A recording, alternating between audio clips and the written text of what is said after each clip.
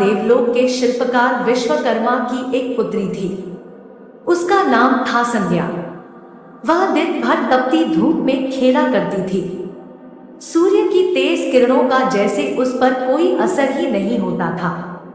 संध्या जब बड़ी हुई तो एक दिन विश्वकर्मा और उसकी पत्नी ने संध्या को बड़े मुग्ध भाव से सूर्य को निहारते देखा। यह देख विश्वकर्मा बोले, देवी, ऐसा लगता है हमारी बेटी सूर्य पर मोहित हो गई है। देख रही हो कितने मुग्ध भाव से सूर्य की ओर ताके जा रही है। मुझे भी ऐसा ही लगता है स्वामी, विश्वकर्मा की पत्नी ने कहा। सूर्य के सौंदर्य के प्रति संध्या का आकर्षण उसकी आयु के साथ बढ़ता ही गया। एक दिन विश्वकर्मा उसे अपने साथ हाथी पर बैठाकर सैर को निकले। अपनी पुत्री को सूर्य की ओर निहारते देख उन्होंने पूछ लिया, बेटी, अब तुम छोटी नहीं रही, सोचता हूं जल्दी ही तुम्हारा विवाह कर दूं। बताओ किस देव को तुम चाहती हो? पिताजी, आकाश में सूर्य से बढ़कर कोई तेजस्वी नहीं है, संध्या ने उत्तर दिया। ठीक है, हम सूर्य के साथ ही तुम्हारा विवाह कराए देते हैं, विश्वकर्मा बोले और अपनी पुत्री को लेकर सूर्य के पास पहुंचे। उन्होंने अपनी पुत्री की इच्छा सूर्य देव को बताई तो उन्होंने उनका प्रस्ताव सहर्ष स्वीकार कर लिया।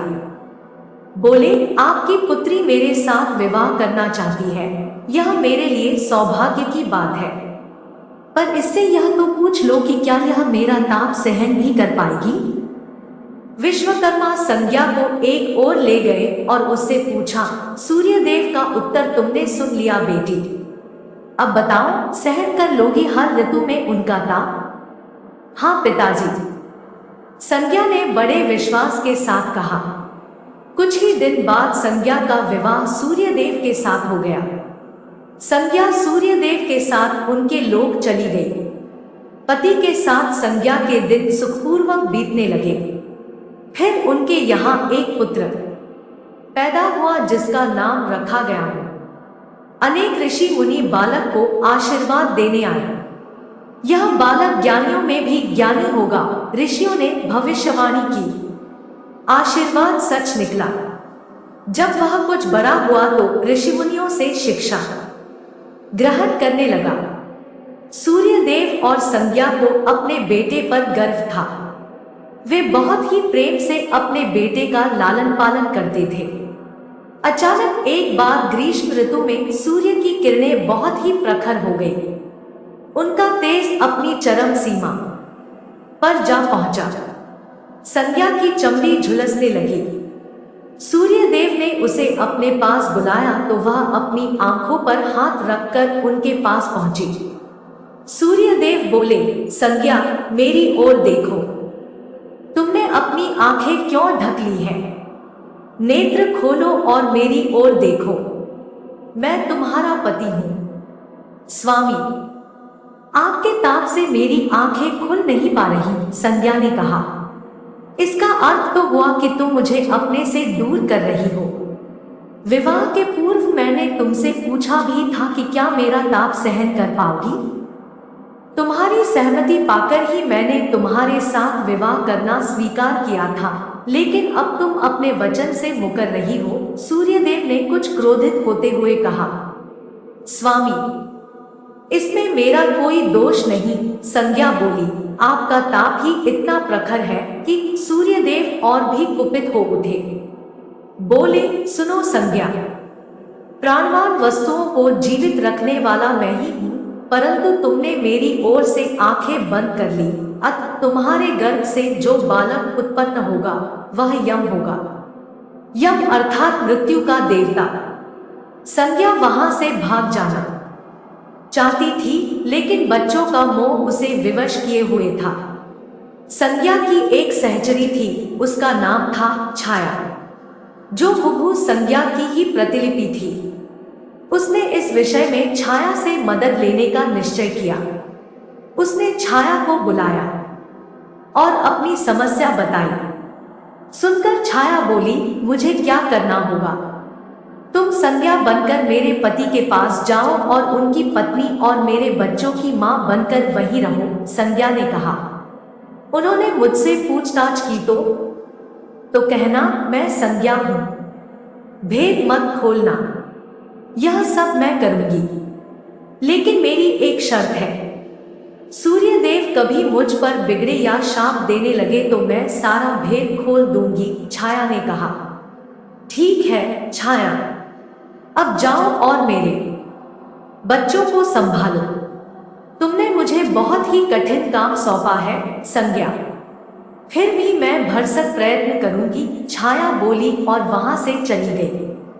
उसके जाने के बाद संज्ञा सोचने लगी, मैं मायके जाती हूँ। माँ और पिताजी मुझे देखकर प्रसन्न होंगे, मैं कुछ समय वहां रहूंगी। परंतु पिताजी कहेंगे स्त्री की शोभा पति के घर रहने में ही है। ऐसे ही विचारों में उलझी वह मायके को चल पड़ी। रास्ते में उसके मस्तिष्क में उलझने टकराने लगी। वह सोचने लगी, पिताजी जब मुझे लौट जाने को कहेंगे तब मैं जंगल में चली जाऊंगी। संज्ञा अपने मायके पहुंची। पिता ने उसका बड़ा सत्कार किया। बोले, आओ बेटी, सब कुशल मंगल तो है? नहीं पिताजी, आपने ठीक ही कहा था। ग्रीष्म ऋतु में मैं सूर्यदेव का ताप सहन न कर सकी। संज्ञा कुछ दिन वहां सुख से रही।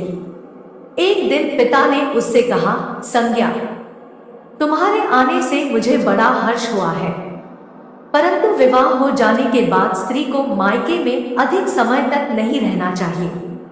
अब तुम अपने पति के घर जाओ, फिर कभी हमसे मिलने आना। तुम मुझे बहुत प्यारी हो, किंतु पति का घर ही स्त्री का घर होता है।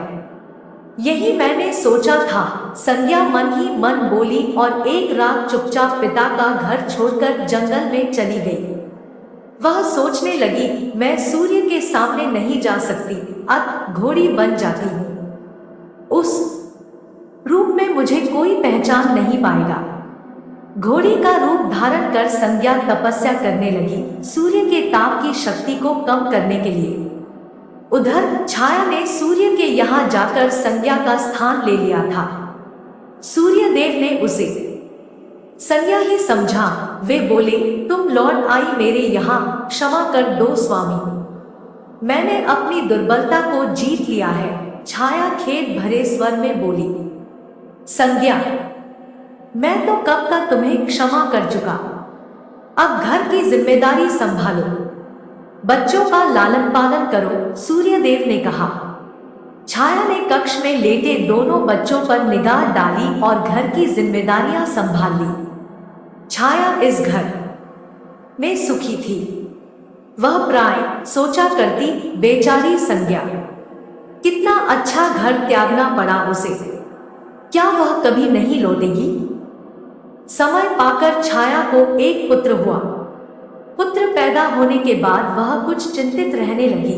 मुझे यह नहीं भूलना चाहिए कि मैं संज्ञा की छाया ही हूँ। छाया ने एक पुत्र और पुत्री को जन्म दिया। अब छाया का व्यवहार बदलने लगा।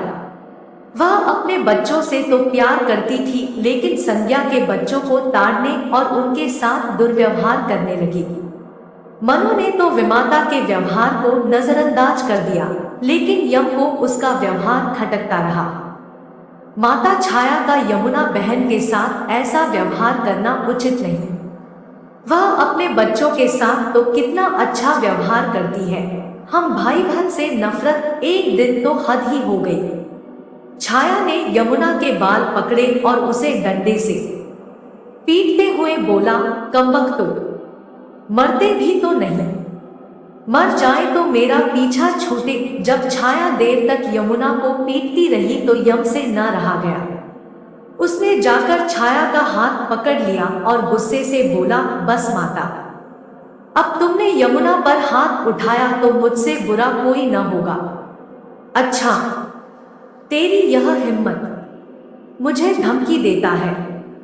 ठहर, आज मैं तेरे पिता से इसकी शिकायत करूंगी। छाया क्रोध से सिहर उठी। छाया ने तो इस डर से सूर्यदेव से शिकायत न की कि कहीं उसका भेद उजागर न हो जाए, लेकिन यम और यमुना ने तंग आकर अपने पिता से उसकी शिकायत अवश्य कर दी। पिताजी, यह स्त्री हमारी मां नहीं है, यम ने कहा। हाँ पिताजी, पुत्र माता से विमुख हो सकता है, परंतु माता की ममता कभी कम नहीं होती, यमुना भी बोल उठी। मैं देख लूंगा, तुम जाओ, डरो नहीं, सब ठीक हो जाएगा। ऐसा कहकर सूर्यदेव ने बच्चों को धैर्य बंधाया, लेकिन बच्चों के जाते ही वे सोच में पड़ गए। बच्चे ठीक कहते हैं, यह अवश्य कोई मायाविनी है। सूर्यदेव गुस्से में भरकर छाया के पास पहुंचे और उसके केश पकड़कर झकझोरते हुए बोले, सच बताओ, तुम कौन हो? अन्यथा मैं तुम्हें कठोर दंड दूंगा। ठहरिए स्वामी, भय से कांपती छाया बोली, मां, मैं संज्ञा की छाया हूं। वह आपकी देखभाल का भार किसी को सौंपे बिना नहीं जाना चाहती थी, इसलिए उसने मुझे आपके पास भेज दिया। वह कहाँ गई है? सूर्यदेव ने पूछा। अपने पिता के यहाँ। सूर्यदेव सीधे विश्वकर्मा के पास पहुंचे और उनसे पूछा, संज्ञा कहाँ है? वह तुम्हारे तेज से बचने के लिए यहाँ आई थी, विश्वकर्मा ने बताया। अब वह कहाँ है? मैंने ध्यान करके पता किया है कि उसने घोड़ी का रूप ले लिया है। वह जंगल में घूमती रहती है और तुम्हारे तेज को घटाने के लिए तपस्या कर रही है, विश्वकर्मा ने बताया। तो आप मेरा तेज घटा दीजिए, फिर उसे खोजने के लिए चलते हैं, सूर्यदेव बोले।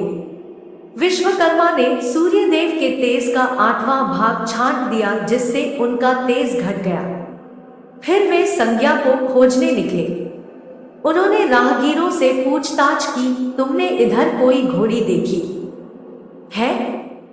हाँ, एक विलक्षण घोड़ी को हमने नदी के पास विचरण करते देखा है, राहगीरों ने बताया।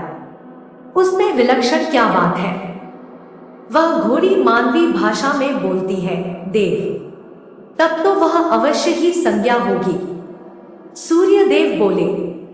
सूर्य घोड़ी के निकट पहुंचे और कहा, संज्ञा, मैं सूर्य हूं, तुम्हारा पति। अब यह घोड़ी का रूप त्याग दो।